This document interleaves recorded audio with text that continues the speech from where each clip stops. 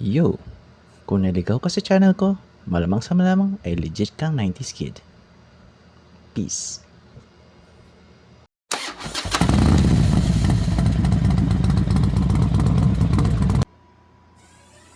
Hello mga 90s! Welcome back to our channel. This is Jay again, ang inyong host, isang legit 90s kid.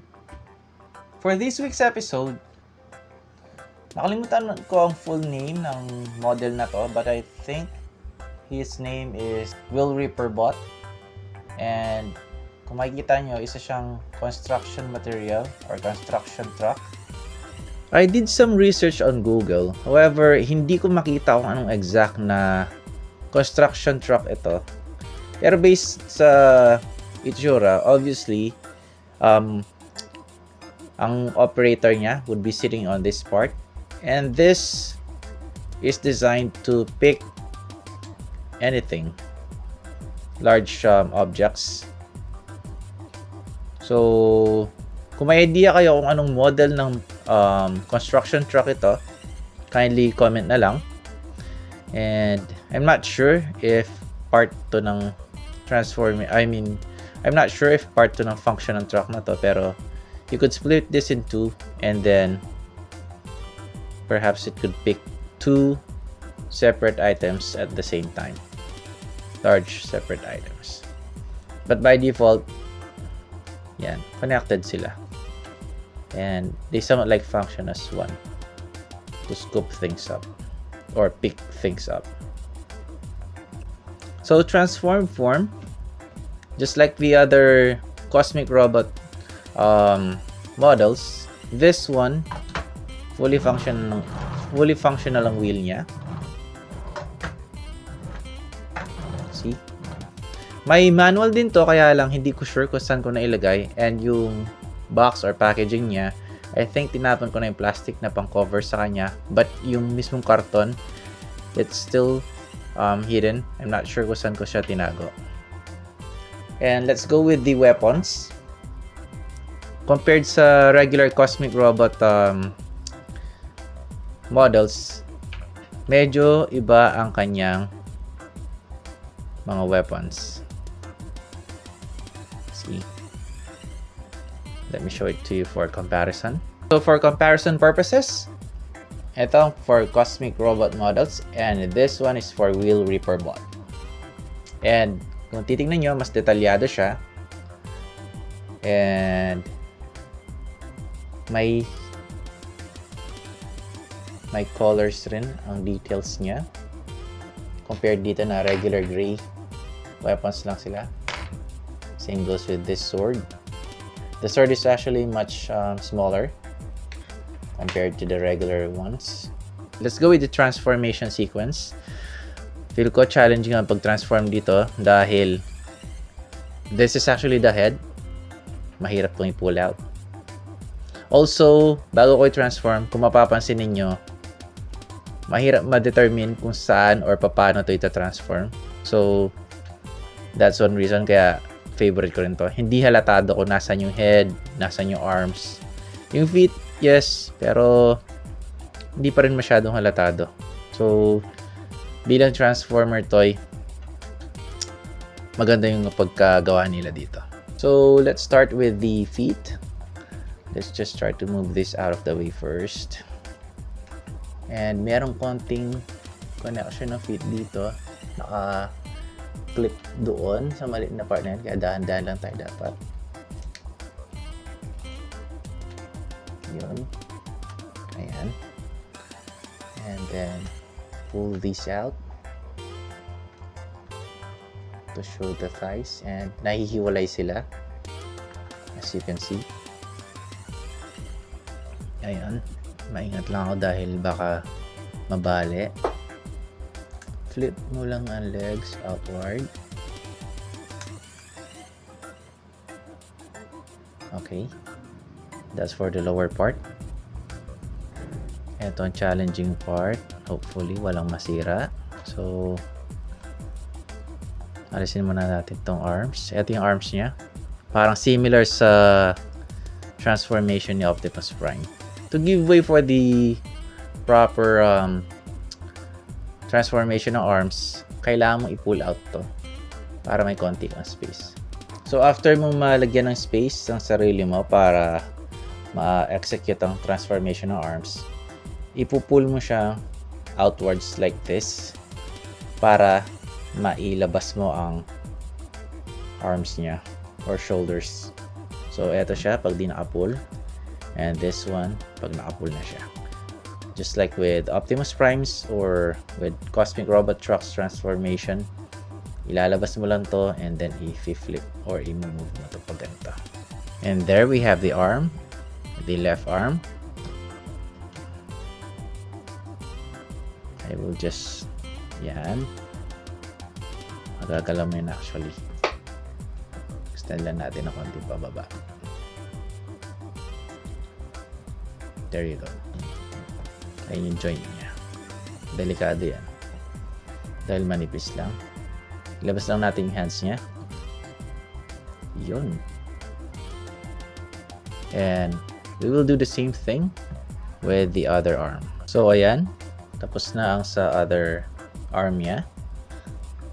And now, we will go with the head. Hindi ko na i-video kung paano ko to kunin dahil sobrang ingat kong tatanggalin to ngayon. So ayan na po yung head niya. Nakapasak siya dun a while ago. Ito ang delikadong part.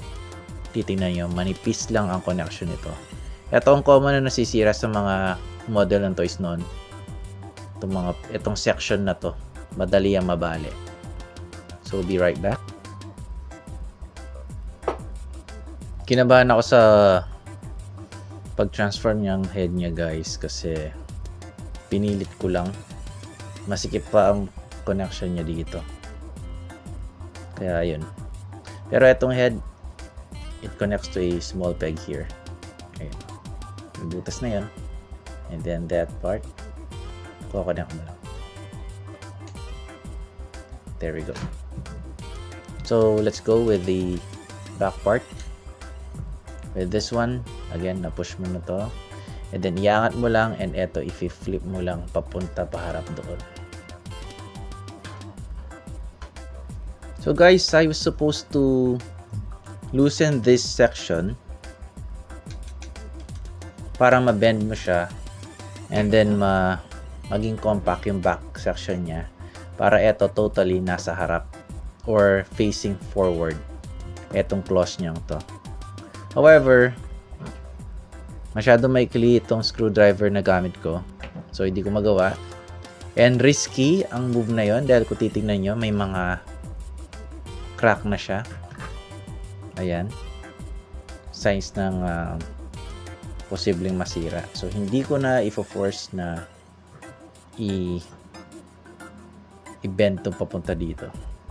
Basically, if-fold mo lang to para ito nasa harap and then compact tong side na to. Kukonek mo lang sa likod niya. For now, let's just make it like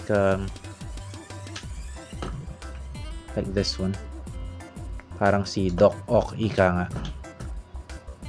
And also part din ng transformation niya. Tong wheels niya, pag transform state nandito, namumove mo siya paharap to make more movement sa arms niya. So guys, ayan siya, si Will Ripper Bot in his robot form. Again, hindi ito ang full na itsura niya dahil lang dito hindi natin ma-fully transform siya. But basically kahit na ganito lang siya, maangas pa rin siya. Para siyang si Doc Ock ng villain ng Spider-Man. Let's go with the articulation. Feet. Can bend this outwards and then forwards like that. Hindi connected tong dalawang legs niya, but you could not be able to move them. Fix ang legs niya. This portion is part of the transformation. Pagka magta-transform na siya ng construction ng truck. His arms, marami kang pwedeng movements dito na gawin. As you can see, rotate 360, Shoulders 360. And then nabebend rin tong elbow up to 90 degrees. Head, fixed siya. Hindi mo na move. And ang kagandahan dito, kapag ka nag-transform siya, etong section kung saan nakatago yung head niya, ayan, is pwede mo i-close para may tago kung saan pupunta ang head. Yung claws niya, namumove mo to. Same goes with this one, which is a great feature. And aside from that, that's it for the articulation. Overall, I love this toy kasi maangas, maporma. Tingnan niyo. Well detailed ang itsura niya. And pagka-transform state, as you saw a while ago, hindi masyadong halatado na nagta-transform siya. At pag robot form din, maporma rin siya and compact. Wala masyadong nagwi-wiggle-wiggle. Ayan. Wheel Ripper Bot. The 5th member of my toy collection for the Cosmic Robot series. So guys, that sums up the Cosmic Robot series. This is the 5th and last episode. I hope you liked it and enjoyed it. Since tapos na ang series na to, ilalagay ko ang link ng other episodes sa description ng episode na to, and possibly sa description of the other episodes as well. I hope you did like and enjoy this week's presentation. This is Wheel Ripper Bot. Unfortunately, hindi ko lang ma-adjust tong sa likod, pero all in all, okay tong figure na to. Mas detailed ang weapons niya and movable ang mga arms. Again, this is Jay, ang inyong legit 90s kid. Feel free to like and subscribe. See you next week. Cheers. Bye.